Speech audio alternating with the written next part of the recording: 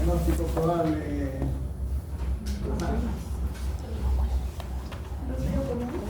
Un resfrío. Los compañeros del nido están con similares síntomas. El examen revela la temperatura de 38,1. Hay secreción nasal, color claro, garganta sin eritema o sudado y dolor a la palpación del seno maxilar.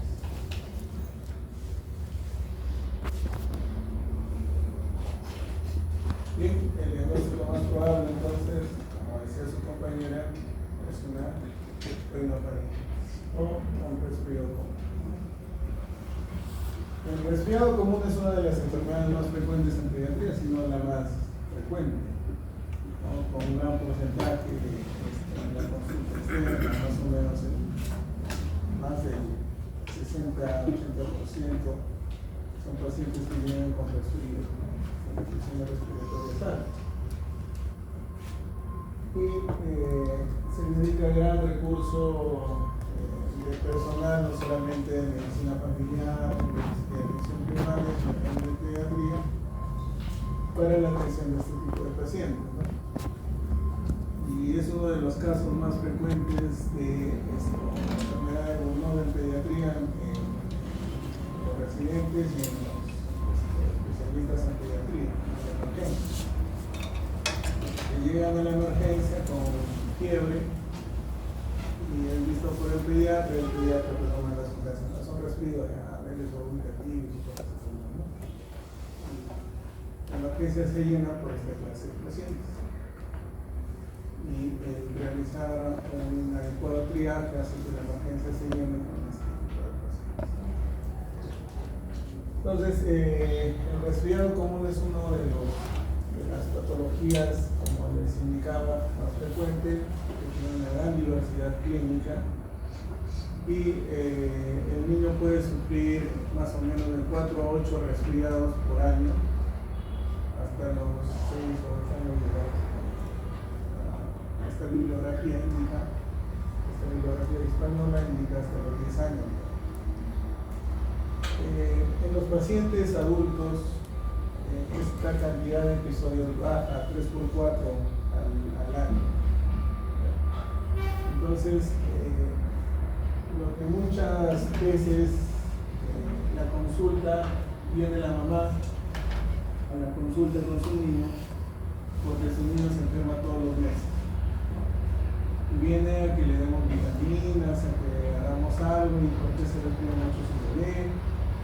Entonces, una de las cuestiones importantes en el tratamiento y la educación, el hecho de que un niño no tenga todavía un sistema inmunológico formado, adecuado, maduro, hace de que este niño se resfríe constantemente. Y lo otro es la gran variedad de agentes etiológicos que pueden causar resfrío. Yo puedo generar ahorita una inmunidad para un rinovirus, pero en abril viene la epidemia del adenovirus y de la influenza y me ha resfriado de la influenza. Y eso no quiere decir que mi sistema inmunológico esté alterado. Esa es la condición de los niños. Debido a que ellos están generando esa respuesta y esa inmunidad, hace de que generalmente los resfríos sean a otro tipo o a otro serotipo de virus que no el efecto previamente.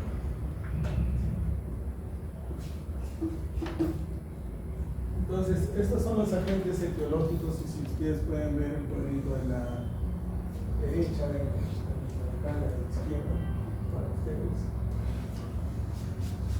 Esto, en casi todo el año hay episodios de resfriado. En junio, julio y agosto, el rinovirus es el más común, ¿no? Pero el adenovirus se empieza a atacar en septiembre hasta abril, por ejemplo, ¿no? La influenza en enero y febrero. Entonces, ahora hemos tenido un pico de influenza y en abril empieza a haber otro pico que es el coronavirus y la influenza también. Hay otros virus que están relacionados como el parainfluenza, los enterovirus,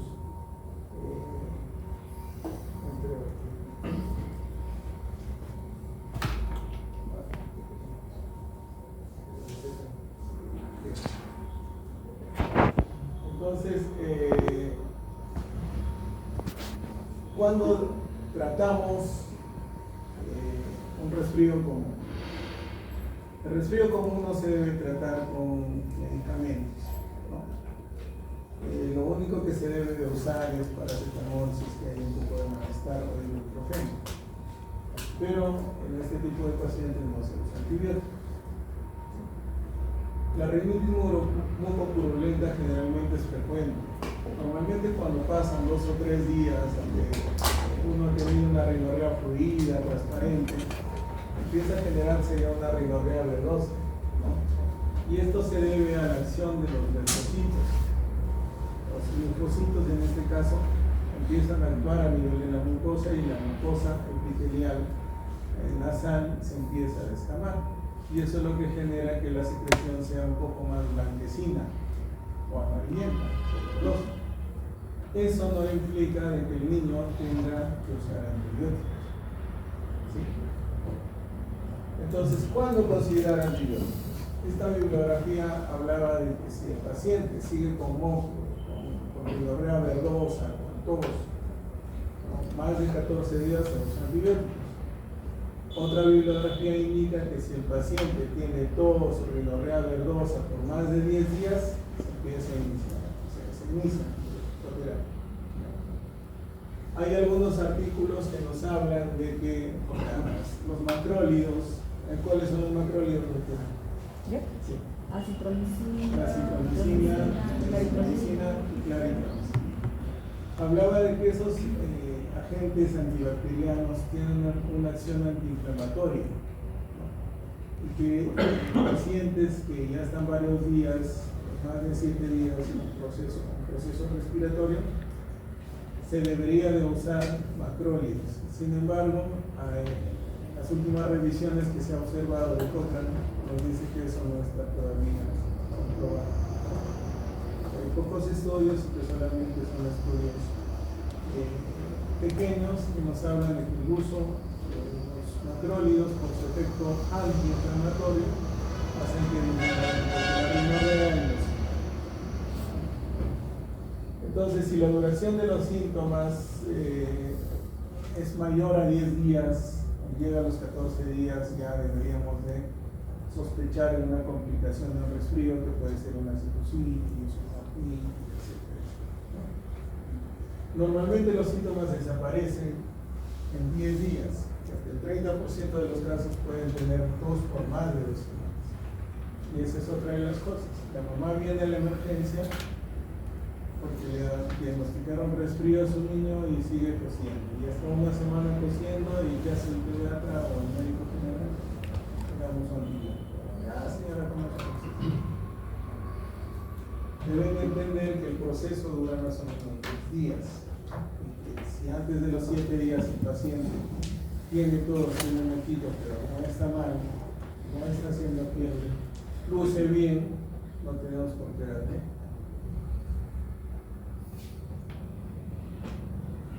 Entonces la FDA nos indicó de que el uso de medicamentos para un resfrío, medicamentos de venta libre, los OTC, esto no debe de estar indicados. ¿Cuáles son esos medicamentos de venta libre? Clorfenamina, los antihistamínicos, el paracetamol, el ibuprofeno, no debería de indicarse. Y que lo ideal es hacer reposo, líquidos tibios. Lo que sí funciona son los lavados nasales, ¿ya? Y no dar antibióticos ni otro tipo de medicamentos, salvo que el paciente pues tenga mucha fiebre, decaído y hay que usar paracetamol. ¿Cómo se realizan los lavados nasales? Lo ponemos al bebé en el cúbito lateral, instalamos una jeringa con cloruro de sodio a 10 centímetros, metemos el líquido, luego lo volteamos hacia el otro lado. Ahora existen unos aplicadores para hacer lavado nasal con cloruro de sodio, algunos al 0.9, otros al 3%. Con mucho líquido, echa el sobrecito con la sal, mueve y se coloca pues esto para hacer los lavados nasales, ¿no? No sé si ustedes han visto hacer, o sea, a sus hermanitos pequeños les han hecho un lavado nasal alguna vez, pero yo he visto hacer y es bien incómodo, ¿no? Porque el niño está ahí, está metiéndole el pioluro, el niño, si fuera grande, no se deja generalmente, les incomoda bastante, pero por acá líquido, por acá hacer lavado nasales cada 4 o 6 horas funciona. Existen sprays nasales como el Rinomar, el Rinokid, que vienen con cloruro al 0.3%, que vienen al 0.9% y al 3%, donde uno puede colocar el spray y disparar, y es como si hiciéramos un lavado. Y le ayuda bastante. Y como es cloruro de sodio, no le hace daño a la mucosa nasal.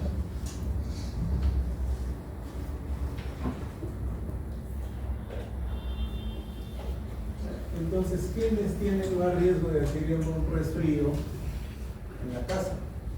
Los niños y los esposos. ¿Y por qué los papás no? Porque ya tenemos inmunidad. A nosotros ya nos ha dado COVID, nos ha dado rinovirus, ya nos ha dado una adenovirus. Es más, cuando uno es estudiante de medicina tiene contacto con un montón de virus. Ya empezamos a generar cierta inmunidad y ya no nos ataca tanto. Ahora, hay virus que generan inmunidad no de por vida, como por ejemplo influenza. Por eso que hay que vacunarse anualmente para la influenza cuando se lo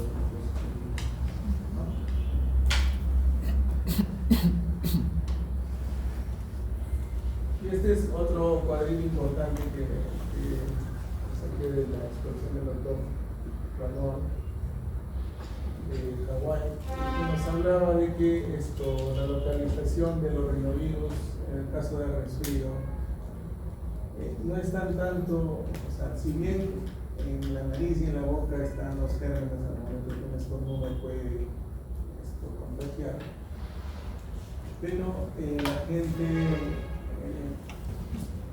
el sitio donde más se acumulan los virus es en las manos,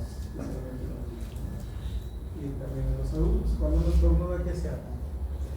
La mayoría, bueno, pocos hacen estornudan, pero la mayoría, ¿qué hace? Porque con las manos. Y ahí se va y le da a la doctora, ¿no? O viene el doctor y le da su besito a la doctora.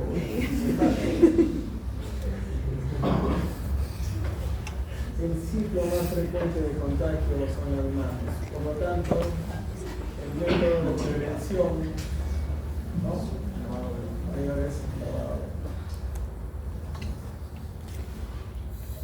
Esa es la diseminación del menor estornudo, al sonarse la nariz o tosiendo, al toser. El mecanismo, la diseminación es mucho menor que en otros. Bien. Dentro del caso habíamos dicho que este paciente viene con síntomas de resfrío, pero que tenía también dolor en las zonas maxilales. Y la mayoría de resfríos está acompañado generalmente de lesiones de la mucosa de los senos paranasales, especialmente los maxilares. Y uno puede ver en pacientes vasculares y oculares una sinusitis que en su gran mayoría es viral. Solamente el 2% de casos de resfrío que tienen lesiones en la placa radiográfica de los senos paranasales o opacidad de los senos paranasales son de tipo bacteriano. En este caso, ¿qué se recomienda? Igual, lavado nasales, fluidificar el moco, ¿no? Existen medicamentos que hacen eso, por ejemplo la acetilcisteína. La acetilcisteína, ¿qué hace? Pedazo de moco que está unido por enlaces. ¿Qué hace la acetilcisteína? Empieza a cortar eso. Y hace que ese moco, de lo que es espeso, de lo que es pegajoso, se empiece a hacer un moco fluido.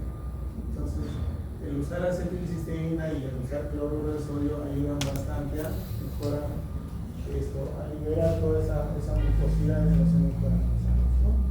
Miren, este es un paciente con resfrío y donde se evidencia la presencia de una sinusitis, ¿no? En el seno maxilar, ¿cierto? La mucosa debe ser limpia, pero acá está alterada, se ve un poco más, se llama radio papo, más blanco. Y acá también. Entonces, ¿qué hacemos con este tipo de pacientes?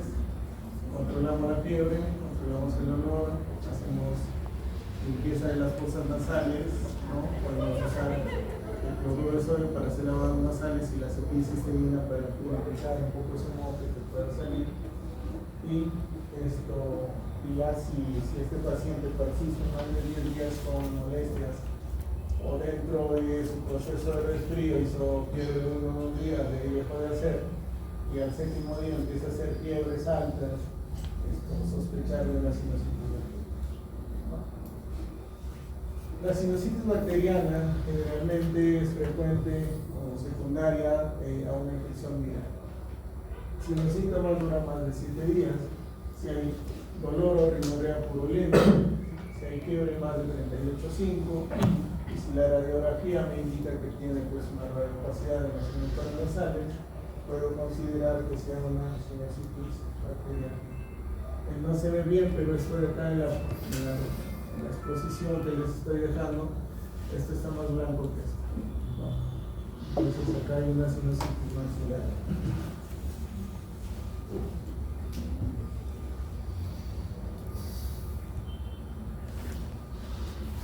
Bien, niño de 5 años con dolor en el oído derecho por un día, ¿no? Antecedentes, tuvo resfriado hace 3 días, hemoclínicos estornudos, al examen, temperatura 38 y el tímpano está eritematos, con disminución del movimiento. ¿Cuál es el diagnóstico, doctor? Otitis media, ¿no? Otro diagnóstico.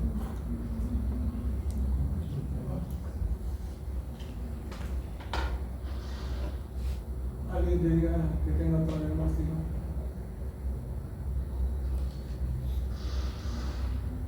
Amiguita.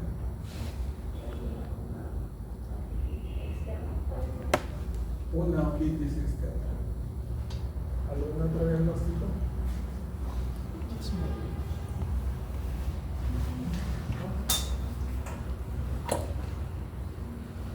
Bien, la otitis externa es una inflamación del conducto auditivo externo. Entonces, si yo miro en el otoscopio voy a ver el conducto eritematoso rojo. Bien. Generalmente la otitis externa se produce cuando un niño o alguien se va a un pozo, a una piscina y empieza a tener dolor. ¿Cómo lo diferencio de la otitis media? Chequeando el tímpano, 1 y 2 haciendo la maniobra del trago. ¿Cuál es la maniobra del trago?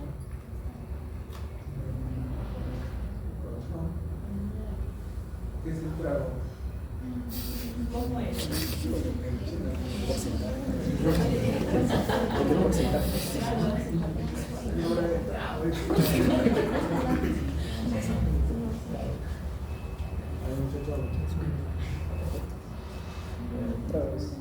El porcino cartilaginoso del pabellón. Entonces, ¿cuál es la maniobra del trago? Si yo le aplasto el trago y el paciente tiene una otitis externa. A diferencia de una otitis media, yo la aplasto y no tiene, o sea, el dolor no es tan exquisito.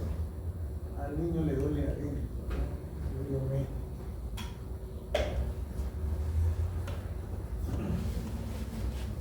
Bien, entonces el diagnóstico más probable es médico.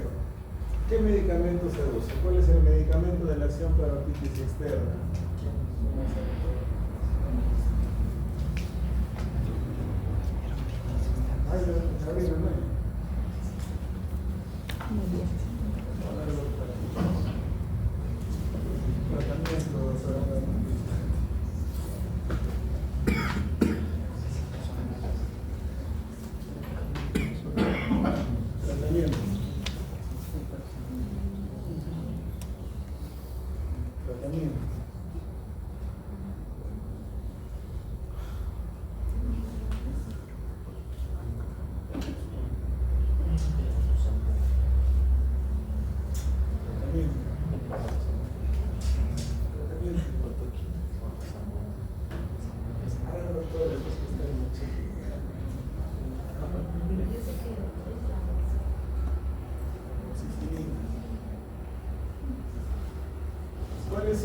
¿Cuáles son los criterios diagnósticos de una crisis media aguda?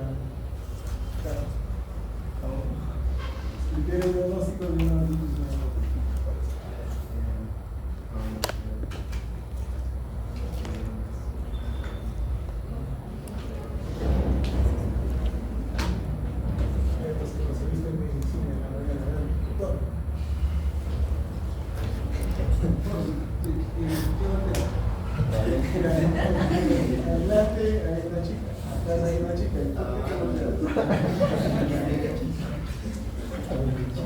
Podría ser asociación con una infección reciente, quizás que tenga fiebre, dolor,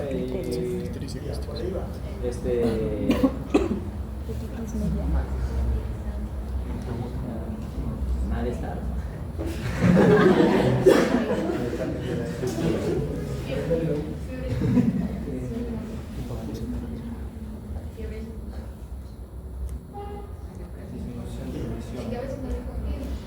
Acusia, Hipoacusia, dice el doctor. Hay otras.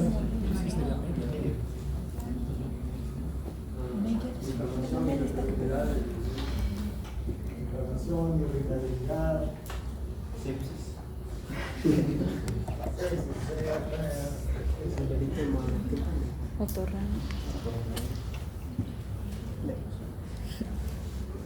Bueno, el tratamiento de lesiones, primero calmar el dolor y luego la anestesia. Ya uno tiene alergia, ya es otra cosa, ¿no? Ya puede usar ceftriaxona, puede usar azithromycina, clarithromycina, erythromycina. El tratamiento de lesiones es amoxicilina. ¿Cuánto es la dosis de amoxicilina? ¿Algo que está? No. No ha venido. Ay, el alma, ¿no?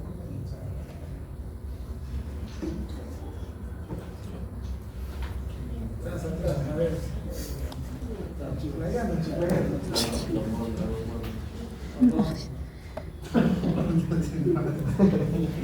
Como otros síntomas, la membrana timpánica más abundada. Es un criterio de diagnóstico. Órgano, observación de la membrana timpánica abundada, consecuencia.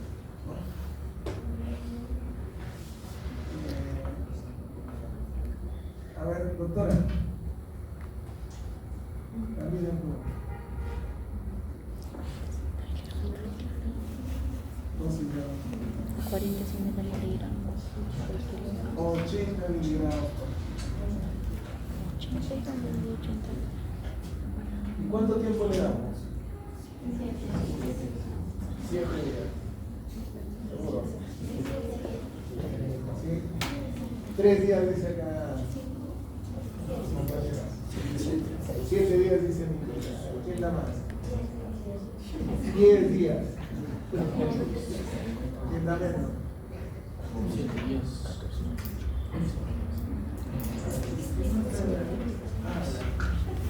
Ayer sí.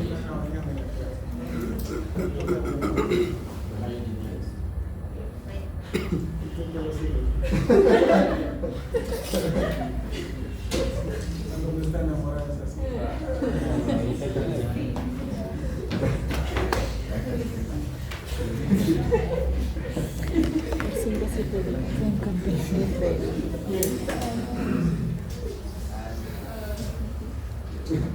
Entonces, la artritis media aguda afecta más o menos el 50 al 85% de los niños antes de los 3 años y tiene su pico de incidencia en 6 meses a 2 años. El problema acá radica, o sea, las guías clínicas te indican cuándo dar antibióticos, en qué momento y a qué tipo de pacientes tenemos que dar antibióticos, ¿no? Como veíamos en un lista, ¿no? ¿Qué tipo de antibiótico? ¿Cuántos días? ¿Cómo hago el seguimiento? ¿Y a quién le doy el antibiótico? Actualmente existe un cambio de paradigma, ¿no? Si viene su compañera con dolor de oído, ¿no? Dice, doctor, estoy resfriada hace 2 días y ahorita está que me duele el oído, ¿no? ¿Le doy antibiótico o no le doy antibiótico? No le doy. ¿Por qué? Es una paciente, digamos, adolescente, ¿no?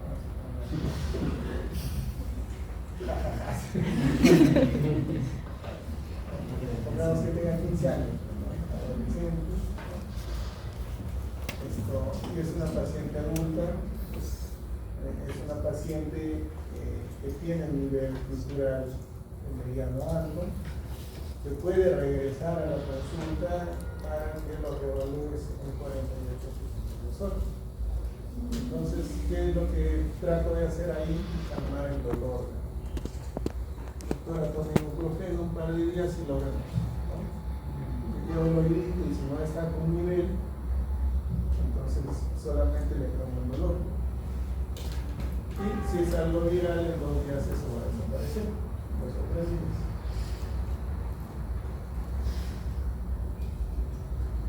Entonces, ¿cuáles son los criterios diagnósticos? 1, inicio agudo. Los papás vienen y dicen, doctor, mi hijito está resfriado y en la noche empezó a doler el oído y se cosía el oído, ¿no? Y se sobaba la almohadita, ¿no? Metía su dedito al oído, o si ya de grandecito lloraba y me decía que le dolía el oído. Aparición brusca, inicio agudo. Exudado en oído medio. Ustedes pueden ver acá la membrana timpánica, ¿no? Color nacarado, con su triángulo, y triángulo blanquito que se ve, triángulo luminoso. Entonces yo veo en el otoscopio, sé que veo eso. Pero si yo coloco el otoscopio y veo esto, ¿qué estoy viendo? Una membrana timpánica bombada, eritematosa, en presencia de exudado. Uno ve que está la pulso, la secreción posterior de la membrana. Entonces, ¿cómo evalúo eso?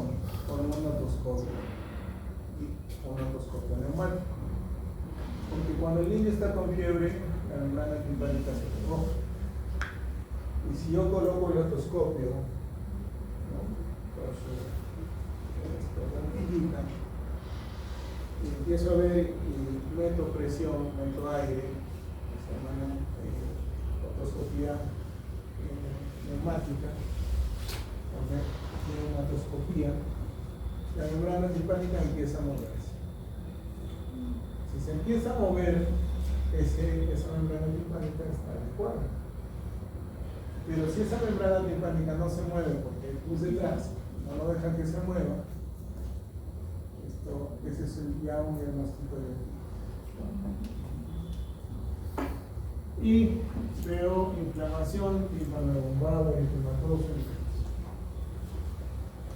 No todo eritema aislado, sin abombamiento, es otitis. Uno puede estar resfriado, pero está también en ese momento, yo lo veo el oído y lo veo rojo. Eso no indica que tengo otitis. Entonces, los síntomas son inespecíficos. Yo evalúo un lactante, una de las causas frecuentes de fiebre sin foco en un lactante es otitis, infección urinaria.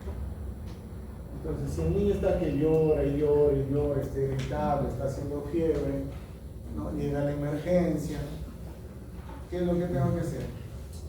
Evaluar la garganta, ver su oído y pedirle el examen de orina, mínimo.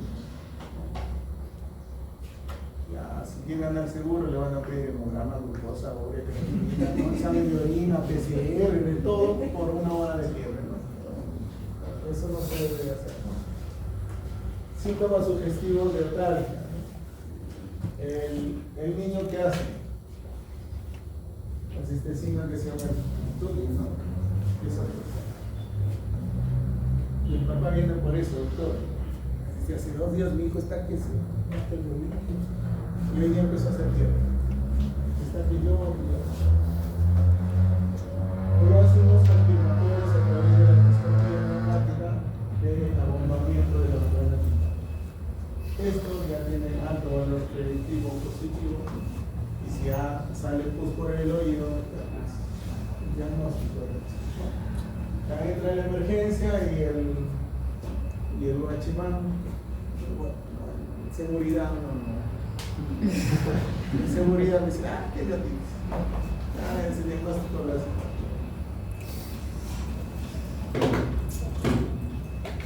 Bien, entonces esto es lo que vemos en una otoscopía y esto es a veces a lo que nosotros tratamos una otitis serosa y lo confundimos con una otitis aguda. En la otitis serosa hay presencia de líquido seroso en el oído derecho. Y eso es por una disfunción de la trompa de Eustaquio. Que también puede pasar una disfunción de la trompa de Eustaquio y generar pues, una otitis infecciosa. Pero en esa otitis serosa se va llenando el oído medio de líquido seroso, ¿no? Y yo empiezo a ver burbujas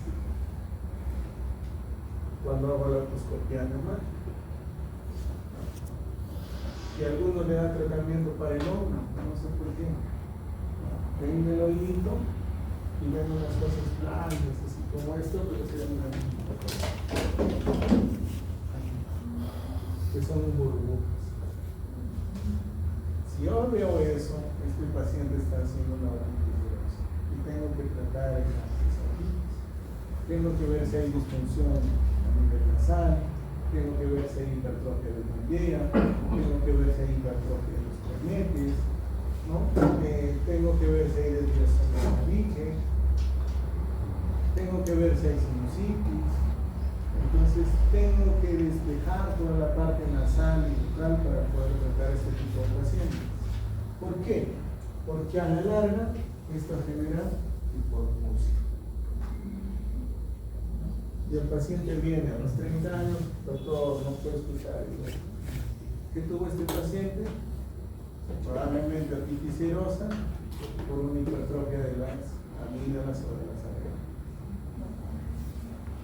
Sensación de taponamiento, ¿no? Sin dolor, no hay dolor. El paciente está tranquilazo, pero viene porque ya escucha poco. Entonces este paciente hay que mandarlo a otorrino, que le hagan si han botado si es pequeñito o que le hagan una prueba de potenciales auditivos, ¿no? Bien, entonces, y el oído externo, la otitis externa, signo de trago positivo. Y veo pues la presencia de lesiones en el oído externo. Entonces, ¿cómo manejo este tipo de pacientes? Paracetamol, lo primero que tengo que hacer es calmar el dolor. Eso es lo primero que tengo que hacer. Posteriormente, ante la sospecha y de acuerdo a la edad del paciente, empezar a los antihistamínicos, los descongestionantes, la clorfenamina, la cetirizina, ¿no? La egocetiricina, no está indicado.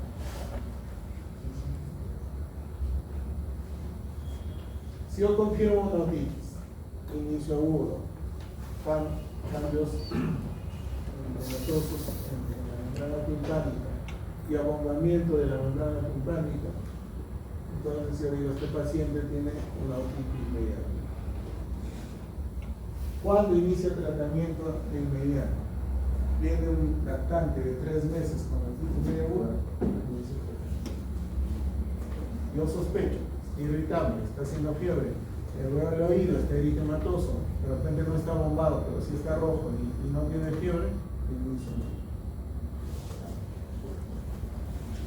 cualquier edad con signos de gravedad. Si el paciente ya lo veo que está haciendo una mastoiditis, o está haciendo pues esto, como dijo el doctor, una sepsis, está haciendo una meningitis, necesita tratamiento antibiótico de inmediato. Si la fiebre es más de 39, si si tiene dolor de oído más de 48 horas, si no le pasó con el ibuprofeno, con el paracetamol. Y si la edad es menor de 2 años y tiene otitis bilateral. Veo acá y veo acá y veo. ¿No? Y otorrina espontánea. Viene el papá y te dice: doctor, hace 2 días estuvo resfriado, ayer se cogía el oído y ahora está que sale secreción con mal olor por el oído derecho. Son otorrina. ¿Cuándo debo de observar? En un paciente de 6 meses a 2 años que tiene una otitis unilateral, y que un paciente no luce tóxico, está tranquilo, no tiene mucho dolor. Y si ya tiene más de 2 años, evaluar cómo está el paciente, ver cómo está el oído, y dependiendo de eso, digo, si es leve o moderada. Si es leve, valoro el tratamiento, le doy solamente analgésicos y lo observo en 48-72. Entonces, ¿cuándo trato? Menor de 6 meses. Pregunta el examen. Signos de gravedad. Ahí sí estoy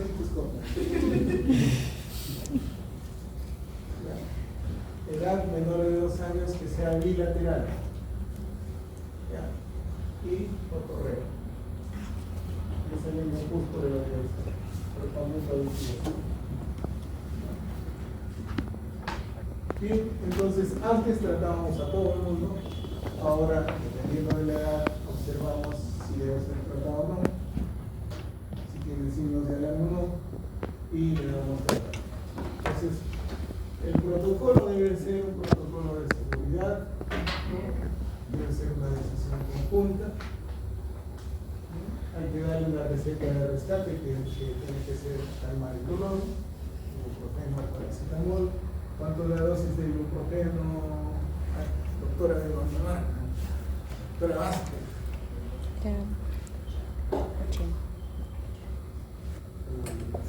10 aquí. No, es paracetamol. Doctor. No sé qué es aquí. Bueno, es paracetamol.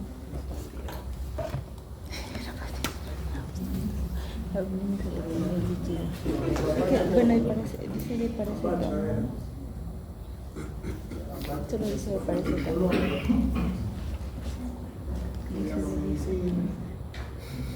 Por favor.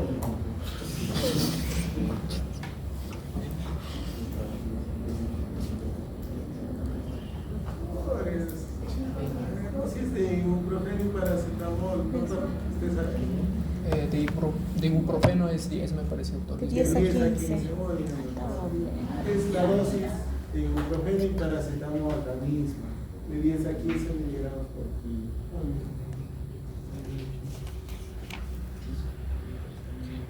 Hacer seguimiento, muchachos, no se olvide. Ustedes lo dejan al paciente, especialmente en el campo, este paciente se puede complicar. Primera línea. Es que miligramos por vía oral. Si hay excepciones, si ha recibido ya antibióticos, muchas veces viene Sí. ya recibió amoxicilina, ¿no? Estuvo resfriado y su pediatra no tenemos que ir, ya le dio amoxicilina, ¿no? Cuando lo dio, por si acaso. Y viene ya el doctor, le hemos dado amoxicilina 5 días, ya, entonces, no hay mejoría, amoxicilina. Otitis conjuntivitis, el paciente viene con una otitis, dolor de oído, lo evalúo, confirmo su otitis, pero también tiene conjuntivitis. Los que han rotado conmigo, ¿qué hemos evaluado? Este paciente tiene enfermedad, puede ser micoplasma maligno, pero en caso de otitis, ¿cuáles son los 3 gérmenes más comunes de otitis? A ver. Moraxella, hemófilos, influenza y neumonía. Moraxella, hemófilos y neumonía. ¿No? ¿Y qué pasa cuando yo tengo un paciente con otitis bacteriana que no responde a la amoxicilina, que sigue haciendo fiebre y sigue con el dolor de oído, y ya está 3 días tomando amoxicilina y empieza a tener conjuntivitis, o se da la par? Yo sospecho de un germen que es hemófilos influenza. Hemófilos influenza. es el mecanismo de defensa del Haemophilus influenza a las penicilinas? Muchachos, con ustedes no hemos visto. ¿Cuál es el mecanismo de defensa? Las proteínas tiradoras de penicilina. Ya, eso tiene el estreptococo. Pero el Haemophilus influenza y la Moraxella televisiva. ¿Cuál es su mecanismo de defensa? Beta-lactamasa. Beta-lactamasa. Entonces, ya no hay proteínas ligadoras de penicilina que cogen a la penicilina y lo dejan ahí, cogen ahí para que no actúe la penicilina. ¿No? Ellos ya no tienen eso. ¿Qué tienen? Entonces, ¿qué tengo que tener? Un antibiótico inhibidor de beta-lactamasa. ¿Cuáles son los inhibidores de beta-lactamasa? El ácido clavulánico y el survactano. Entonces, si el paciente está en la UCI, hospitalizado, ¿qué tengo que hacer? Ampicilina survactano. Pero si le estoy dando tratamiento bioral y está relativamente no se tiene que hospitalizar, puedo usar amoxicilina con ácido clavulánico. Historia de agua recurrente, también que ya no le voy a dar pequeño doctor, es el tercer episodio de aquí, ya no le voy a dar amoxicilina, le doy amoxiclavulánico. ¿Y cuál es la dosis de amoxiclavulánico? La misma, 80, 90. Yo lo uso cada 12 horas porque es más cómodo. Generalmente cada 8 horas los papás se olvidan. Por trabajo, ¿no? Salen tempranito y llegan en la noche. Entonces darle cada 12 horas. Bien. Yo le doy amoxiclavulánico y sé que dentro de 2 horas y bueno, ¿qué hago? El Kerazona intramuscular, 50 miligramos por kilo 3 días. Si está hospitalizado, le pongo la. Hemos tenido en la salud un lactante de 3 mesecitos con otorrea que le habían dado amoxiclavulánico, le habían dado cefixima, que es una cefalopenia tercera, y seguía curándolo. Y hace una salud. ¿No? Para esta parte. Ese paciente probablemente tenga un problema inmunológico de fondo. ¿No? Nos planteamos VIH, le hicimos VIH, pero no tenía VIH. Pero sí hay problemas inmunológicos de fondo, ¿no? Deficiencias, hematófagos, cosas que hacen que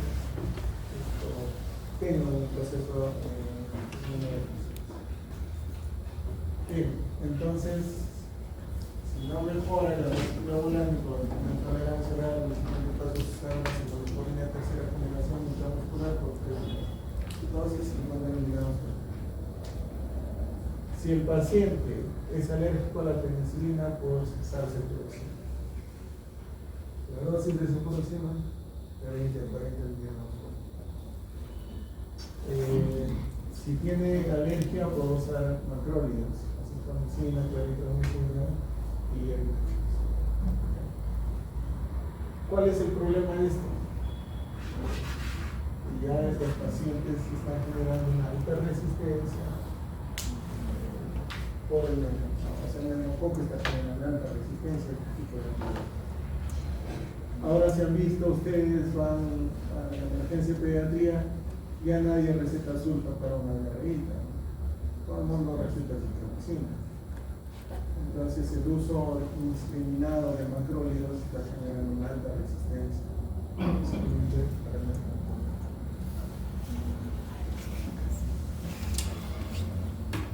Y esto es lo que estaba en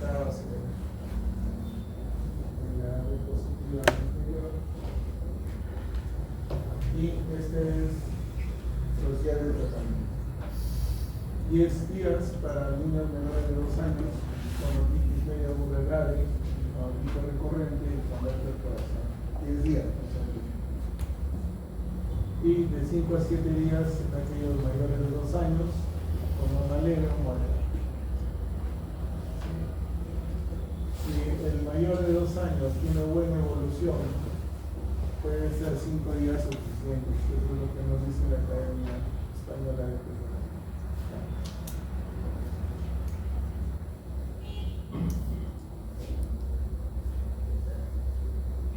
Cuando viene el paciente y ya está tranquilo, ya está sin fiebre y no tiene dolor, y viene que ustedes lo revalúen, porque hay papás que son así, que quieren que lo vean así cada 2 días, ¿no?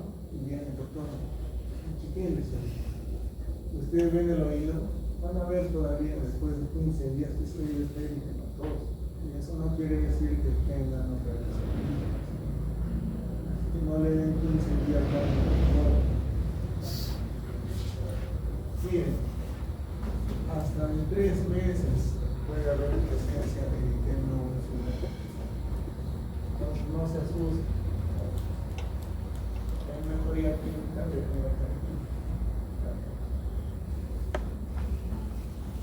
y esto es lo que les hablaba hace un momento, ¿no?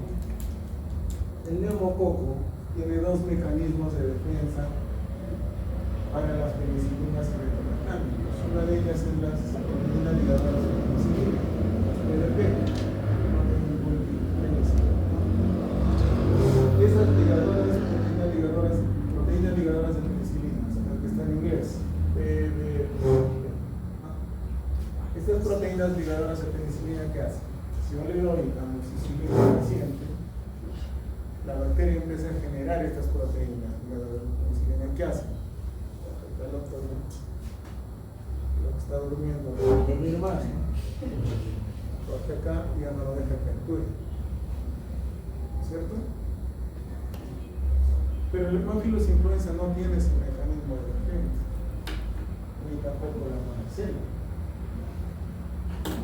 Las monacelas, el 100% son productores de beta-lactamasa, y el hemófilos influenza gran parte de beta-lactamasa. Por lo tanto, para hemófilos y para monacelas tenemos que usar ¿qué ha hecho que mejore? La vacuna, que es la Prevnar 13, que tiene los 13 serotipos más comunes del neumococo, ha hecho que disminuya la infección por estreptococo familiar. Ya todos los días se vacunan, a los 2, 4 y al año, y les ponen su refuerzo después. Y ha hecho que el hemófilos influenza, si bien hay vacuna, se incrementen los casos de otitis actualmente. Y la monaxela sigue siendo la tercera causa, pero como la primera. Las complicaciones, mastoiditis. Ya el paciente que tiene mastoiditis, uno hace una tomografía y ve que ¿dónde está la región mastoidea? Tras de la oreja. Esta zona se vuelve roja. Si ustedes ven las mastoides de sus compañeros, van a ver la implantación de la oreja que hay un surco. Ese surco está bombado hacia el cuerpo, ¿no? Y eso de ahí es el signo de Jacques, corrimiento del surco recto. Si ustedes ven eso y estás rojo y tiene dolor en la palpación, eso es una mastoiditis. Hacen la tomografía y en la tomografía van a ver cómo se neumatiza y esos huequitos de las mastoides están planos.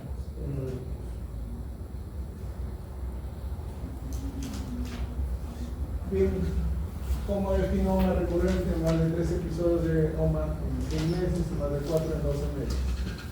En este tipo de pacientes se dan tratamiento antibiótico, hay que fomentar la lactancia materna, hay que fomentar la vacunación del neumococo, la influenza, coronavirus, evitar el humo de tabaco, el uso de chupetas, de mamilas, ¿no? El papá te dice, doctor, es un trabón, hijo, entonces háblenme del chupón. Y con el chupón está feliz. Comenzando.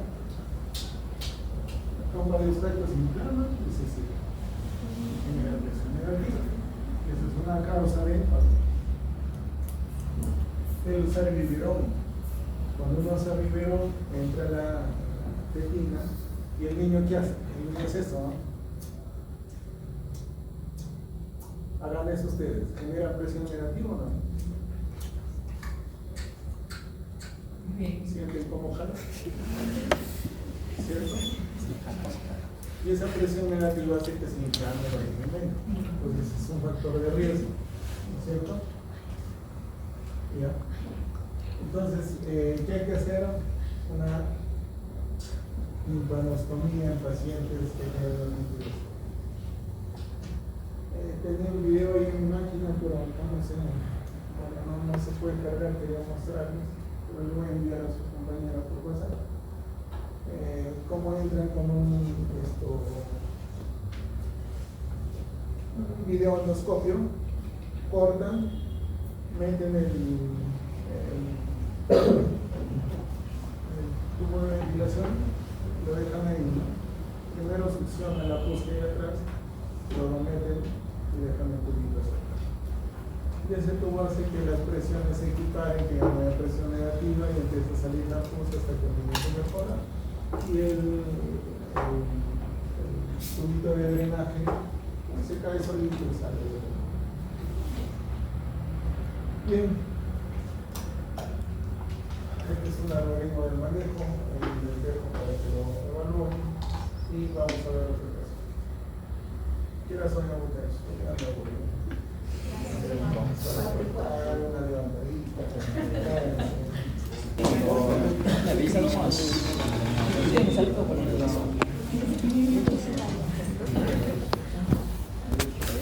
Niño de 3 años con dolor de garganta, diarrea, tos y fiebre por 2 días.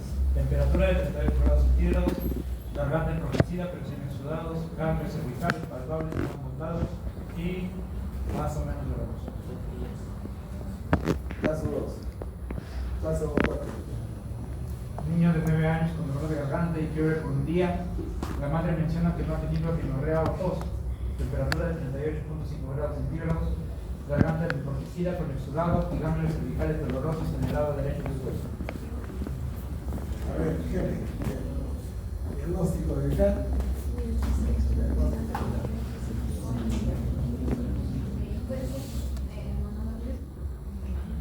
Puede ser una faringitis. Diagnóstico de acá. Doctora. Karina, ¿no?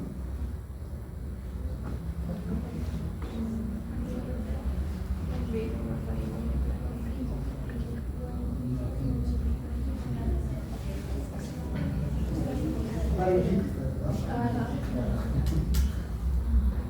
Las dos son faringitis.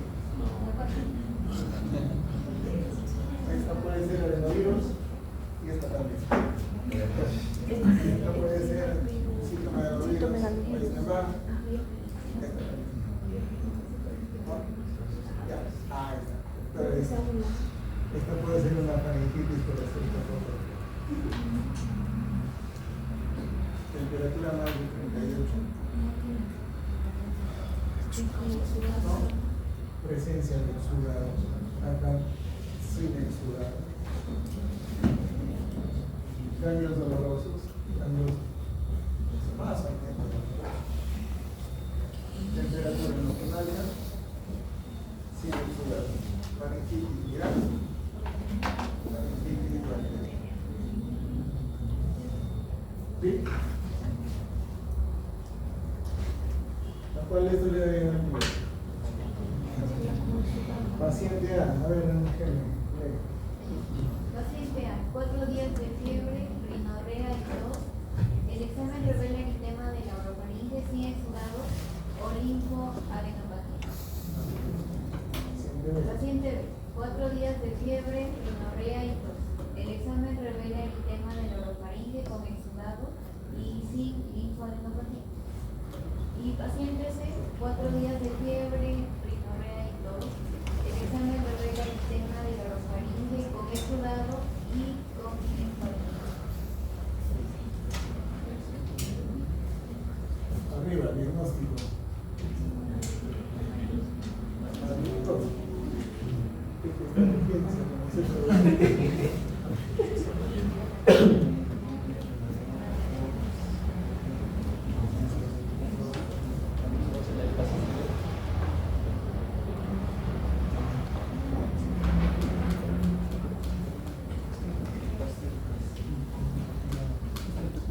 César que estaba escuchando.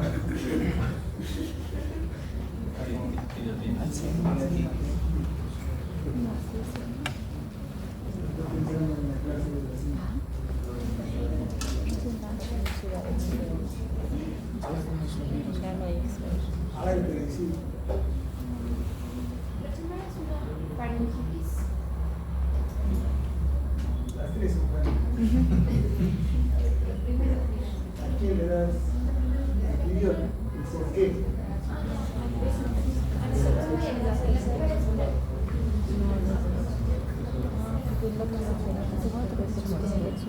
La primera es una rinofaringitis. La primera no. Hay fiebre de cuarto, pero hay rinorrea, otras faringitis. Acá y hay presencia en el sudado, pero no hay rinorrea. Esto podría observarlo y tratar de realizar el diagnóstico correcto, darle analgésicos y de ahí hacer una prueba rápida de estreptococo y si está negativo, y esta, sí, ¿no es cierto? Hay fiebre, hay exudado y hay presencia de ganglios, todas las ganas. Este probablemente sí requiera tratamiento antibiótico. Y miren, en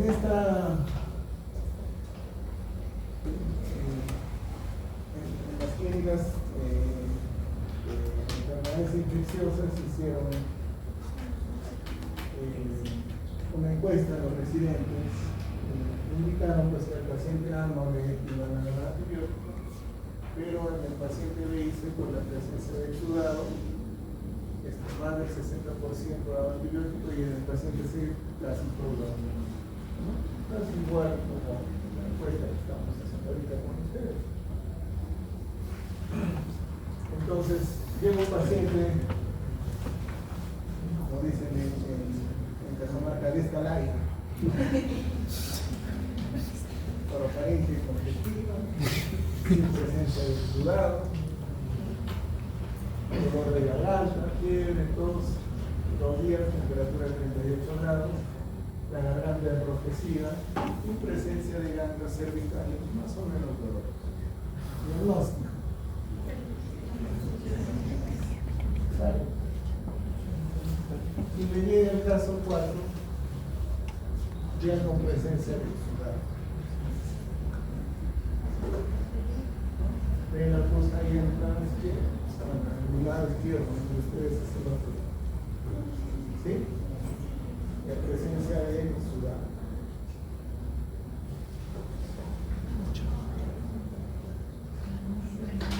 No se ve bien, pero hay presencia de exudados de la amígdala en la orofaringe posterior. Pues es una faringitis bacteriana. ¿Qué gérmenes causan eso? El más común es el estreptococo hemolítico del grupo. Pero también me puede dar por el bacterio bacteriano, Neisseria gonorrea, Mycoplasma, Clamidia, y Actinobacterium. ¿En qué virus me pueden generar eso? Fiebre, amígdalas con exudado y adenopatías. Anemia.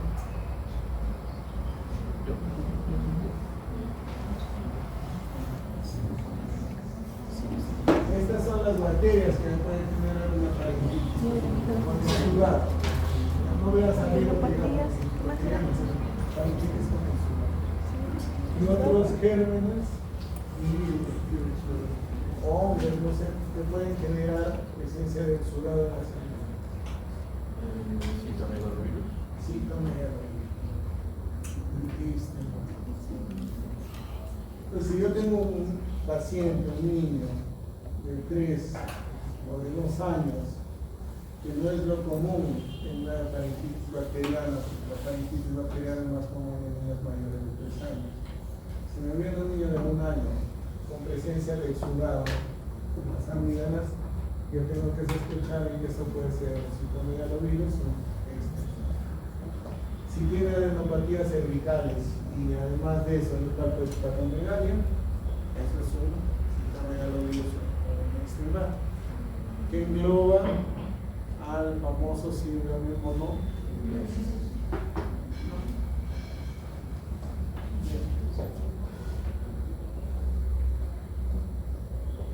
Estreptococo del grupo A, Betemoris.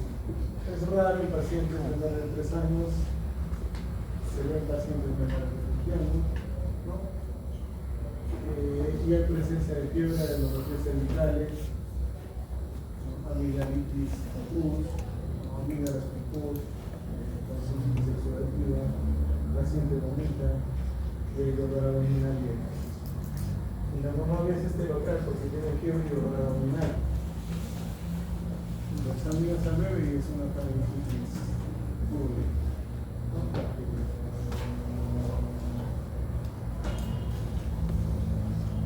El diagnóstico solamente conjuntivo, pero puedo hacerle una prueba rápida para el estreptococo y tiene una especificidad del 97%. Si es negativa hay que realizar el cultivo que tiene una sensibilidad de 68,5%. Existen algunos criterios como los criterios de Centro, en el cual yo puedo evaluar fiebre, ausencia de tos, adenopatías, inflamación, oxidación de palito, el ánimo de 15 años, de 15, 48 y la misma. Y de acuerdo a eso yo me calculo un puntaje. Si tiene 5 puntos, tiene más del 50% de que sea bacteria. Que sea miren, presencia de sudado. No se ve bien aquí, pero también el sudado viene arriba. Y 3 esta. Miren esto. ¿Qué es eso? ¿Me lo estaba comiendo?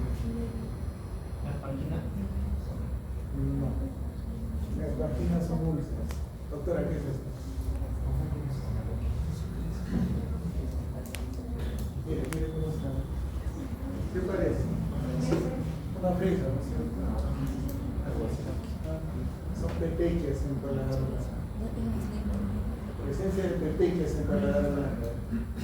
A un niño con estreptococo o a un adulto con estreptococo tiene un olor especial, ¿no? No sé si alguna vez han visto un niño con placas de cruz, tiene un olorcito especial. Ustedes ven las amígdalas y tiene un olor estreptococo. Pepeques en paladar blanco. A veces no hay exudado, no hay pus, pero no hay pus en las amígdalas. No hay exudado, pero hay pepeques en paladar blanco. Puede ser que se le tocó por este momento. ¿Ya?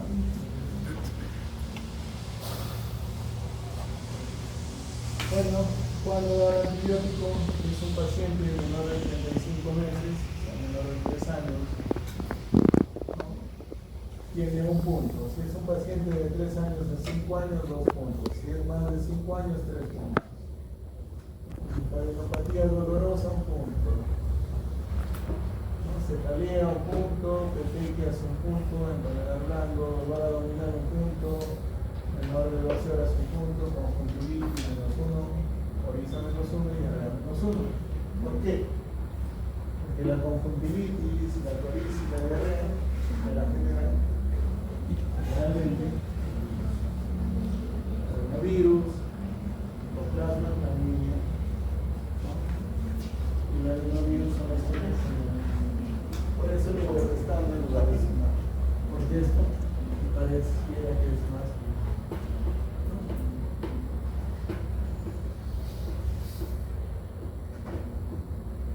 Bien, ese es el porcentaje según los contagios. Si tiene más de 4 puntos, tiene más de 40, más de 50% de tener poco de tener ¿Cuáles son las complicaciones pueden haber abscesos rectofaringios, uno abre la boca y se ve una pelota ahí, o uno palpa y acá se ve una pelota, hay que drenar, eso se corta, sale la operación, hace la abdominal, recorta, saca todo ese curso. Es la famosa angina de Ludwig, angina de Ludwig, ¿no es cierto? La otra complicación del estreptococo hemolítico del grupo A es la fiebre reumática. Paciente con fiebre, presencia de dolor migratorio, articular, y presencia de carditis y vegetaciones en las válvulas cardíacas, diagnóstico de granulopatía por estreptococo. Tratamiento, penicilinas, amoxicilina, eritroyacito, samacrolios en caso de que sea listo. Entonces, esa es la recurrencia de acuerdo al tratamiento.